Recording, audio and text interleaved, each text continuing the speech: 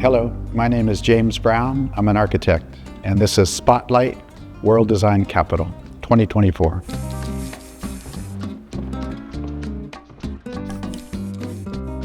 I was born in Canada.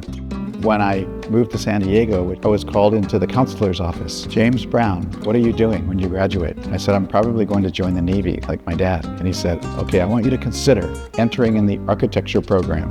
And I went home and I thought about it and I decided to do it. Every year, the Loeb Fellowship accepts 10 practitioners from around the world. I was selected in 2007, and I thought as a purely intellectual exercise, I would design a binational city on the border. I did some artistic explorations of the problem. There are certain things in life that cannot be handled through technology. If you thought you were seeing your parents for the last time, you would be compelled to travel to that meeting place. That story has repeated itself so many times. It's extremely moving. It's also heartbreaking. After the year, it was exhibited in the Contemporary Museum of Art. And I was approached at the opening by 3 people, and they said, we're really interested in the work and we need your help on an important project. Homeland Security had built a second wall, and they've cut off an important meeting place on the border called Friendship Park.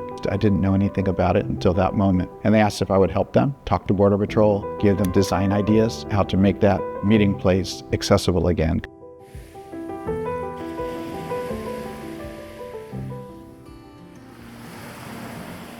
We imagine the vitality of Playas in its beautiful boardwalk, its housing, its offices to continue across the border.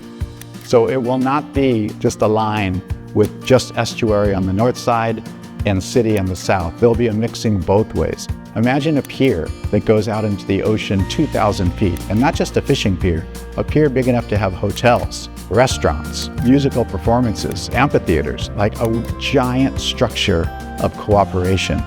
This is a city we're designing.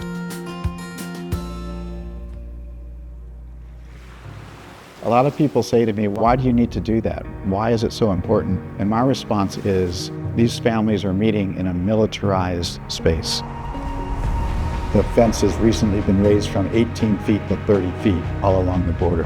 In just the preservation of this small meeting place, we have lost more ground than we've gained. It's slowly damaging our relationships.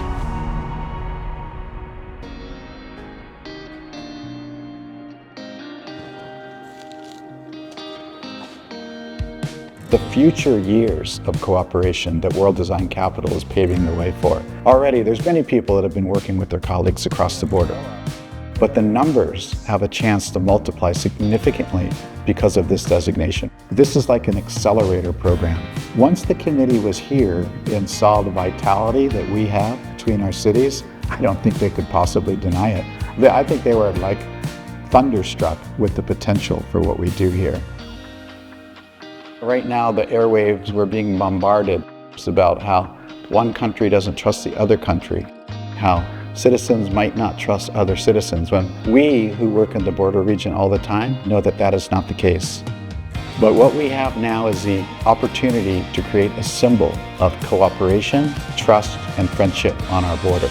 This is what International Friendship Park is. We can't always trust our leadership to show us the way. It's the citizens that decide things in both of our countries. And this kind of a park will prove to the whole world that we are friends.